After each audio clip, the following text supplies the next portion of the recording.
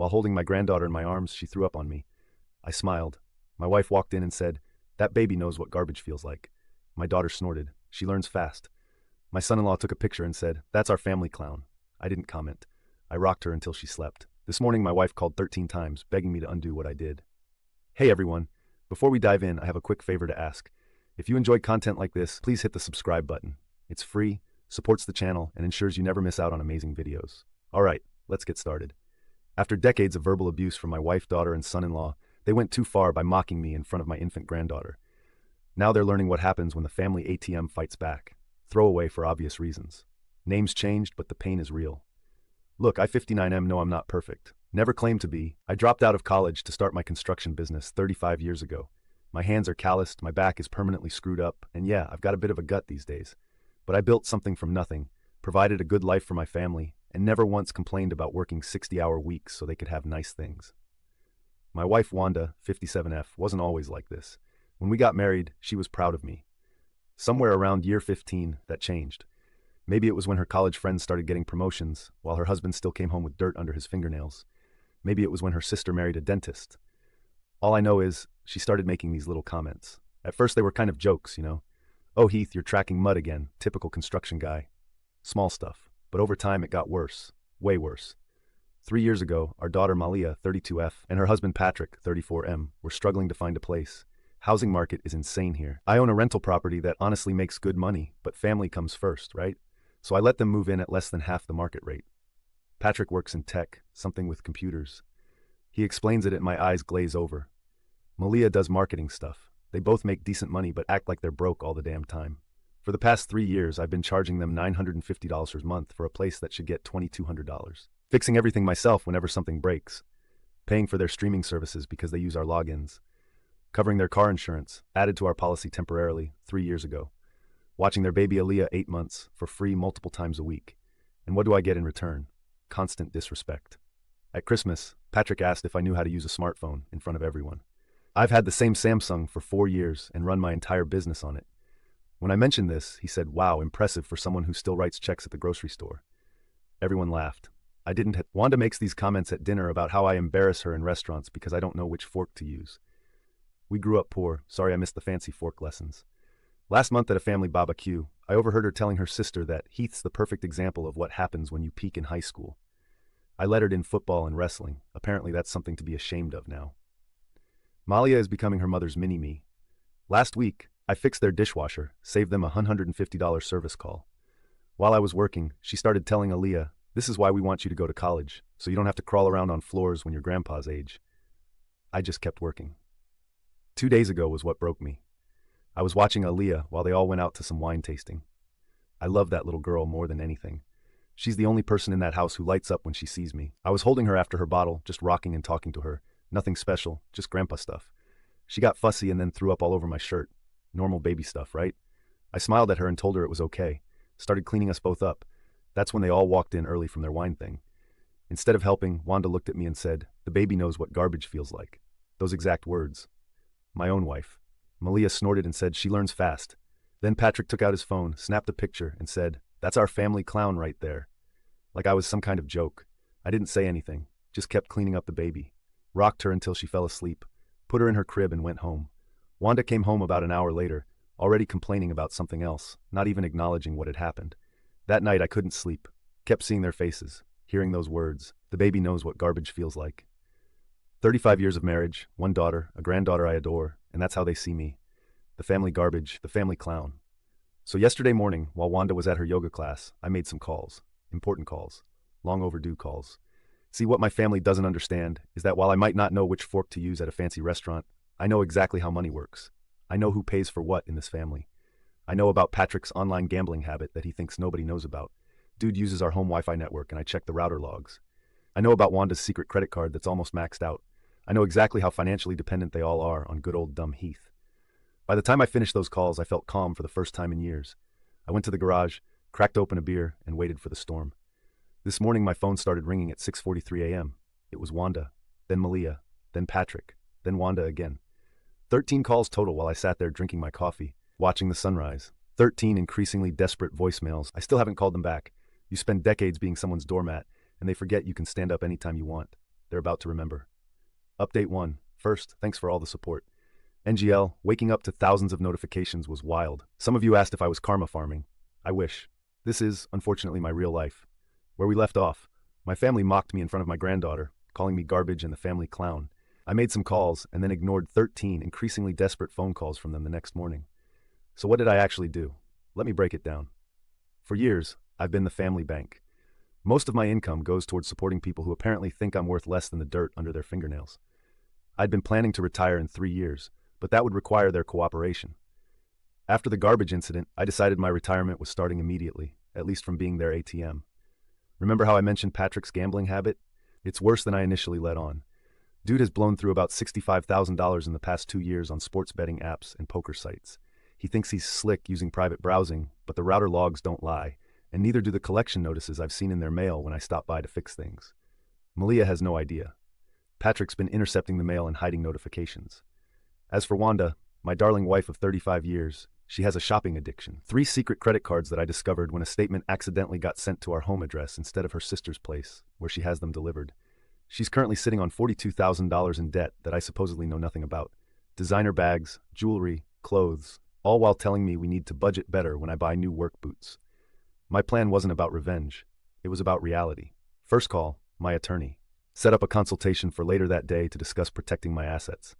Second call, property management company. Informed them that effective immediately, the rental rate for Malia and Patrick's house would be adjusted to market value, $2,200 per month instead of $950.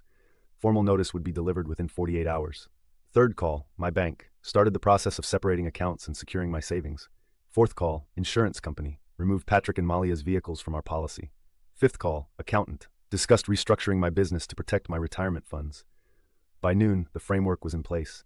I wasn't being vindictive. I was simply stopping the endless flow of my money into their hands, stopping the financial support of people who see me as garbage. Then I went home and waited. Wanda came back from yoga around 1 p.m. She acted normal at first, complaining about some woman at class wearing inappropriate leggings. I sat at the kitchen table, scrolling through my phone, barely responding.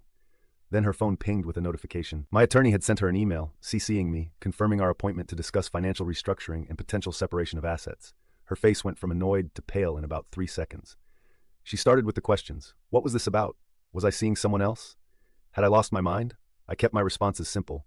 No, I wasn't cheating. No, I hadn't lost my mind. In fact, I'd finally found it. She switched tactics, going from angry to sweet in an instant. Suddenly, I was honey and sweetheart instead of the family garbage. I just kept eating my sandwich. Around 3 p.m., my phone exploded with texts from Malia. The property management company had called. They'd scheduled delivery of the rent increase notice. She wanted to know if this was some kind of mistake. I texted back one word, no. 10 minutes later, Patrick was calling. I let it go to voicemail. He left 4 messages, each one more desperate than the last. In the final one, his voice actually cracked when he asked if I could at least give them some time to figure things out. By dinner time, Wanda was in full panic mode. She'd checked our joint accounts and seen that I'd moved most of the money out, leaving just enough to cover regular bills. She started crying, saying she didn't understand what had gotten into me.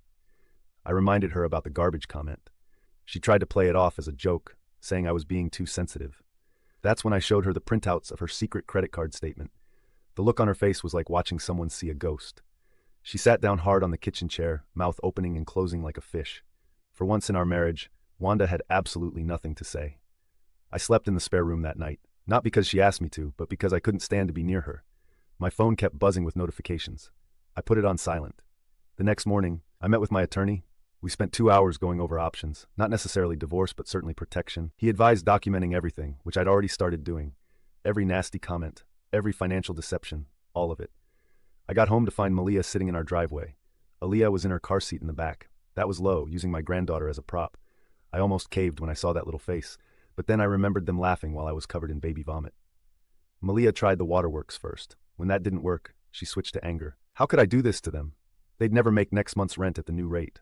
They'd have to move. Did I want my granddaughter living in some sketchy apartment because her grandfather was having a midlife crisis? I looked her in the eye and asked if she knew about Patrick's gambling. The way her face changed told me everything. She had no idea. I suggested she ask him about the $65,000 before worrying about next month's rent. She left in tears, but not before I kissed Aaliyah goodbye. That part was hard, really hard. By the end of the week, things had escalated. Patrick showed up at my workplace, causing a scene. He swung between begging and threatening, saying he'd make sure I never saw Aaliyah again if I didn't back off. I recorded the whole thing on my phone, just in case. Wanda moved in with her sister temporarily after I refused to budge on the financial changes. Before she left, she tried one last manipulation tactic, asking if 35 years of marriage meant nothing to me. I asked her the same question. It's been 2 weeks now. The formal notices have all been delivered. My attorney has drafted legal documents protecting my assets. The property management company confirms Malia and Patrick haven't paid the new rent amount yet. Last night I was sitting on my deck alone, drinking a beer, when a notification popped up on my phone. Patrick had tagged me in a social media post. That picture of me covered in baby vomit, with a long rant about ungrateful boomer parents who abandon their families. It had 0 likes and 3 comments telling him to take it down. This morning I woke up to a text from Malia. Just 2 words, we need to talk. I'm meeting her for coffee tomorrow. Without Patrick. She says she found something on their shared computer that I need to see. I don't know what's coming next. Part of me feels guilty, especially about Aaliyah. But you know what feels better than guilt? Self-respect. For the first time in decades, I'm not a doormat. I'm not garbage. I'm not a clown. I'm just a man who finally decided his dignity was worth fighting for. Finally, update. Something strange happens when you finally stop giving a damn what people think of you. It's like a superpower. For 6 decades, I worried about being liked. Now I sleep like a baby. When I left off, I was about to meet Malia for coffee, without Patrick. She said she'd found something on their computer I needed to see. That coffee shop meeting was just the beginning of their nightmare, and my liberation. Malia showed up looking like absolute hell. Unwashed hair, bloodshot eyes, wearing the same hoodie she'd had since college. No wedding ring. She pushed her laptop toward me without a word. What I saw confirmed everything, and worse. Patrick's gambling debts weren't $65,000. They were $112,000. He'd taken out loans against their car, maxed out 7 credit cards, and this is where I nearly lost it. He'd been borrowing from Malia's college fund, the fund her grandparents had set up. But that wasn't all. Emails to some woman named Dolores going back 18 months. Graphic, detailed, hotel receipts, pictures I wish I could unsee. The best part? Patrick had apparently been using my Wi-Fi to send these emails whenever they visited, in my house, while I was fixing their garbage disposal or babysitting their kid for free. Malia wasn't crying. She was beyond tears. She asked if she and Aaliyah could stay with me temporarily. I agreed, with one condition. This wasn't going to be another situation where daddy fixes everything. What I didn't tell her was what else I'd already done. Remember those calls I mentioned after meeting with my attorney? I'd moved 90% of my assets into protected accounts and trusts, but I'd also made some other calls. To Patrick's parents, to his boss, to the guy who runs the Thursday night poker game. I told them everything, with the receipts. His parents were horrified. His boss was concerned about judgment issues. The poker buddies kicked him out of their game, all within 48 hours. I also compiled every nasty text, email, and comment my family had made about me over the years. Screenshots, recordings, the works. Put it all in a shared folder and sent it to Wanda's sister, her parents, and her closest friends with a simple message. This is how my family has treated me for years. Now I'm done. The text started rolling in immediately. Wanda's sister called her disgusting. Her mother was ashamed. Her best friend since college said she didn't recognize the person in these messages. By the end of the week, Wanda had no one to stay with. Her sister kicked her out. She called me 13 more times, each message more desperate than the last. Good. Meanwhile, Patrick was spiraling. His buddy Xavier kicked him out after 3 days when Patrick couldn't chip in for beer. No family to turn to. No friends willing to help. Credit cards maxed. Accounts emptied. He showed up at my house at midnight, pounding on the door, clearly drunk. Started screaming about seeing his daughter. I didn't even open the door. Just called the cops through my new security app and recorded the whole meltdown on my doorbell camera. They found cocaine in his car. Not my problem. Malia filed for emergency custody the next day. 2 weeks in, Wanda finally cornered me at the grocery. Followed me around the produce section, begging for just 5 minutes to explain. I grabbed my phone, hit record, and said, "Go ahead." She broke down right there between the apples and the zucchini. Said all the things you'd expect. She was sorry. She'd been horrible. She didn't know why she'd changed. The usual. I just looked at her and asked if she remembered calling me garbage in front of our granddaughter. Asked if she remembered laughing, while Patrick took that photo. Asked if she remembered 35 years of little cuts. Then I walked away with my cart, left her standing there, sobbing. 3 different people recorded it on their phones. It was on local social media by dinner time. Was it petty? Absolutely. Did it feel amazing? You bet your ass that it did. A month in, and the real consequences started showing. The property management company initiated eviction proceedings when Patrick and Malia missed the second rent payment. Their credit scores tanked. Patrick couldn't get approved for a student apartment in the worst part of town. Wanda discovered that living on her own actual income was challenging. Her expensive yoga studio membership? Gone. Her weekly salon appointments? Canceled. Her luxury SUV? Repossessed. She had to get a roommate at 57. Started working extra shifts to make ends meet. For the first time in their adult lives, they were experiencing the real world, without Heath's safety net. Malia was the only one showing actual growth. She got a second job, started therapy, filed for divorce, cut up her credit cards. When she tried to thank me for letting her stay, I reminded her that it wasn't charity. She was paying reduced rent and helping with household chores. No more freeloading. 3 months after the incident, I agreed to meet with all of them together. My house. My terms. They showed up looking like shadows of their former selves. Wanda had gained weight and stopped coloring her hair. Patrick had lost at least 20 pounds and couldn't stop fidgeting.